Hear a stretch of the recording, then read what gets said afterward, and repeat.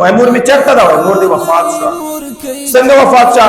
دیګه چې تا په نشه کې په پړک باندې وهله تنور ته پرې وتا او هغه دفن سره تدفین وشو وای نو تاسو ما ته به ویلو چې زه ورغلی وای نو پیغمبر علیه السلام فرمایي ان الله حرم علیکم عقوق الامهات پتاسو باندې الله جل شانه حرام کړی د والدینو نافرمانی دا داسې یو عذاب چې الله جل شانه په دنیا کې هم درکې او په آخرت کې هم درکې دنه ډېر ځان ساتي مالک ابن دینار رحمه الله ډېر لوی سړی تیر شوی مالک ابن دینار دی وای ما په خپل ژوندۍ کې شپېته حجونه کړي شپېته حجونه مې کړي یو پیر حج ته لاړم نو الله جل شانه ته مې عرض وکړ چې ای الله دا دومره لوی مجمع راځي دا دومره لوی خلق راځي په دې کې به هم داسې څوک وي چې د هغه حج تا نه وي قبول کړی داسې څوک شته چې د هغه حج تا نه وي قبول کړی نو الله جل شانه له طرفه ورته الهام وشو چې هو یو کس ده محمد هارون بلخي چې د هغه حج ما نه ده قبول کړی دی چې سهار راپورته سه دا اوسم که تاسو حرم شریف ته الله بوزه مختلف د اوسېدلو ځایونه دي د هر ملک بیل بیل ځایونه دي دی په دې ټولو ځایونو باندې ګرځي او محمد هارون بلخي کس ګوري چې دا څه کس چې الله جل شانه د حج نه قبول کړ نو د بلخ د علاقې چې کوم ځای او هلته ورغی او خلکو نه پوښتنه وکړه چې دلته محمد هارون بلخي څوک ده نو خلکو ورته چې ډېر لوی بزرګ ده ډېر عبادت گزار ده ډېر لوی عبادتونه کوي شپه او ورځ په عبادت کې مشغولي قائم الليل وصائم الدهر د شپې ټوله شپه تهجد کوي او د ورځې ټوله ورځ روزه وي د نورم حیران شو چې دومره لوی بزرګ دومره لوی عبادت گزار او بیا الله جل شانه حج هم نه قبول کړي نو دا ورته چې ماته وخی کوم ځای کې ده نو خلکو ورته ویل چې دا غره شاته یو خیمه ده په هغه خیمه کې د عبادت خانه ده بس کوملتا عبادت کوي شپه ورځ کوملتا مصروف وي په خپل عبادت مالک ابن دینار رحمه الله ورغی چې د خیمه ته ورغی د عبادت کې مشغوله ده په نفلونو باندې ولاړ ده مونږ کوي مالک ابن دینار رحمه الله فرمای وای چې ما او ته وکړل د ډېر عبادت آثار د په دې وجود باندې کاریدل یقینا ډېر لوی عبادت گزار او ډېر لوی عبادت کوي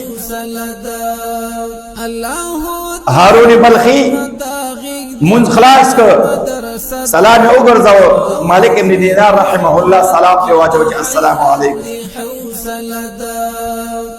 هارون بلخي جواب ورکړ چې وعلیکم السلام ورحمت الله ته مالک ابن دینار مالک ابن دینار نور هم زیات پریشان چې دا څنګه چل دومره لوی فراست والا دومره لوی بزرګ د حج ولنه قبول شوی زما او فتم نو او دغه زمانه می هم واخیسته یقینا سره ډېر لوی بزرګ نو بیا دی هارون بلخي ورته ویلي چې زما سلیریستم کال چې زرا اعظم دلته حج کوم زما حج الله نه قبلوي او تا ته هم بیګا په خوب کې درغلی چې زما حج نه قبول مالک ابن دینار رحمه الله نورم حیران نو مالک ابن دینار رحمه الله ورته فرمایي چې واقعا سره چې سلیریس کال نه ترازه او حج کوي او الله جل شانه د حج نه قبلوي واقعا سره نو دوی ورته وایي چې د واقعي پوښتنه مکوه نو خیر واقعا وایي داسې شوه چې ما ته الله جل شانه ډېر دولت او ډېر مال ډېر جاه او جلال را کړی ډېر د عیش او د عشرت زندګي مې تېروله نو یو ورځ ډېر په عیش او عشرت کې مازدیګر ټیم او شراب څښلو د رمضان میاشت وه او کور ته راغلم او مور مې راته وویل او ما مور ته وویل چې مورې ما ته لږ ډوډۍ لږ خوراک راکړه وایي مور مې راته وویل چې د الله نه ویریږه خپله خو روژه نه نیسې د نورو خلکو خو نه خو لږ حیا وکړه د دوی روژه ده وای دې خبرې سره ما د مور نه یو فلک وېسته په دې مخ باندې او زما مور تنور لګولې په تنور باندې ناسته او روټۍ پخولې وای ما چې دې فلک وېسته زما دې فلک سره زما د مور د بل شوي تنور ته ورپرې وتله زه په نشه کې خلکو راولي ولما کمرې ته دننه کړم د کمرې ولې راپسې رابند کړ چې د کمرې ولې راپسې رابند کړ زه عمر ته ومه سهار راپورته سومه چې ګورم ښځه مې بیګ تړي خپلې جامې مې راغونډې کړي دي بیګ تړي او روانه ده وایي ما ورته ویلې چې ښځې څه کوې وایي ما ته ویلې چې څوک د مور نه شول هغه به زما څنګه شي چا چې مور ونه ساتله هغه به خپله ښځه څنګه وساتي زه در نه ځم وایي ما ورته ویلې مور مې ولې وایي مور دې وفات شوه وایي مور مې چېرته ده وایي مور دې وفات شوه څنګه وفات شوه بیګا چې تا په نشه کې په پړک باندې ووهله تنور ته پرېوته او هغه دفن سره تدفین وشو وایي نو تاسو ما ته به ویلي وو چې زه ورغلی وی هغې جنازه کې مې شرکت کړی هغه مې لیدلی وی وایي د ستا هغه سوځېدلې مور د مرګ په حالت کې دا خبره کوله چې زما مخ دې بچي ته مې ورښکاروئ نو خلکو د ستا د مور په خبره باندې عمل وکړه تا ته مخ هم درښکاره نه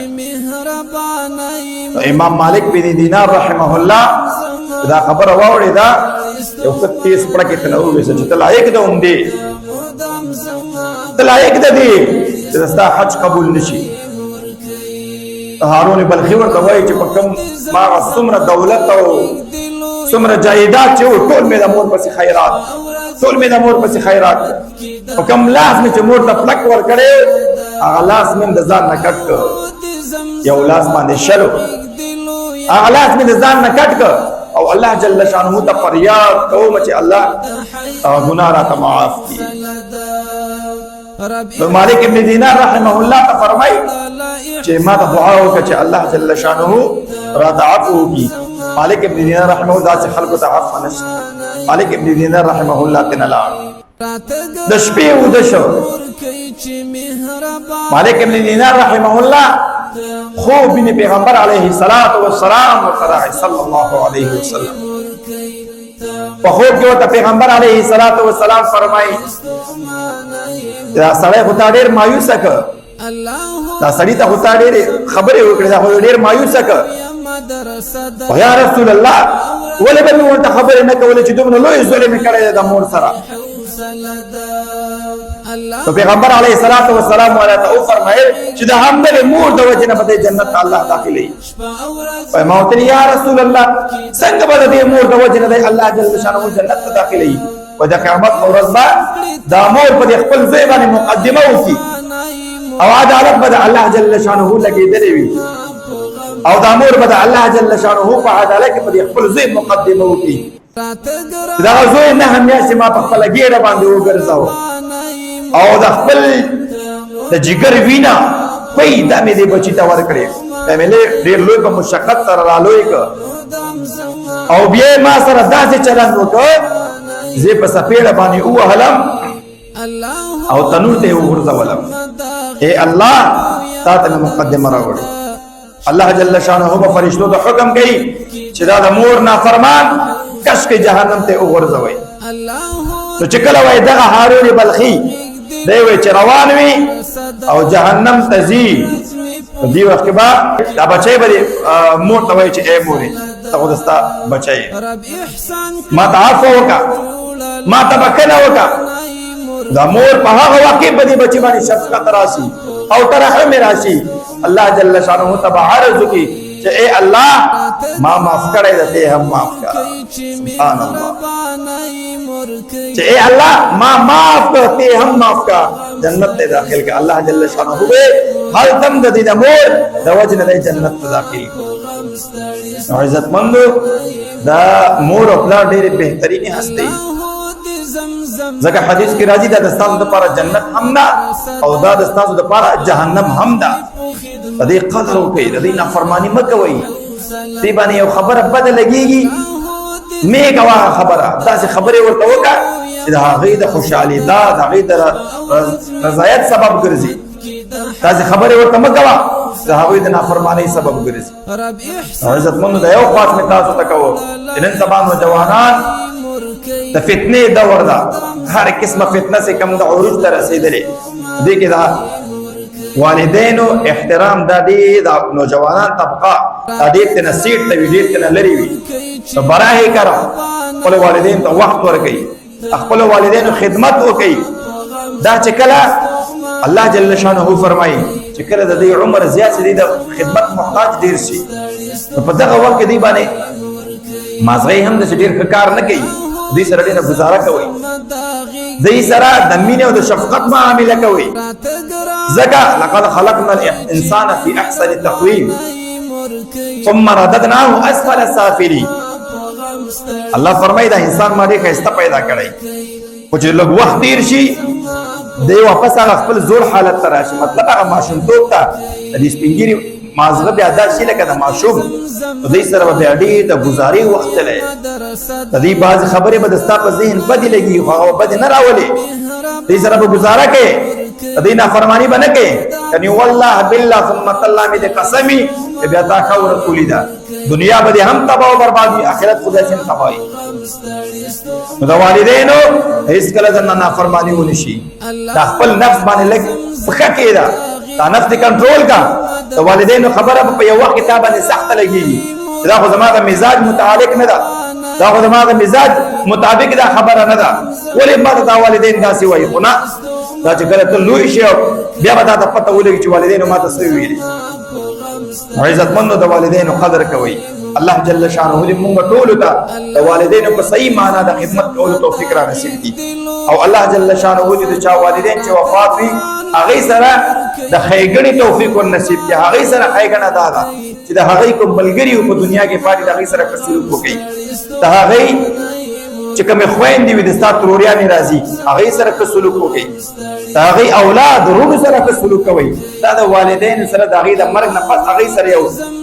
نیکي ده او هغوی سره یو ښه سلوک ده. الله جل شانه دې موږ ټولو ته د والدینو د خدمت توفیق را نصیب کړي. اقول قولي هذا استغفر الله لي ولكم ولسائر المسلمين.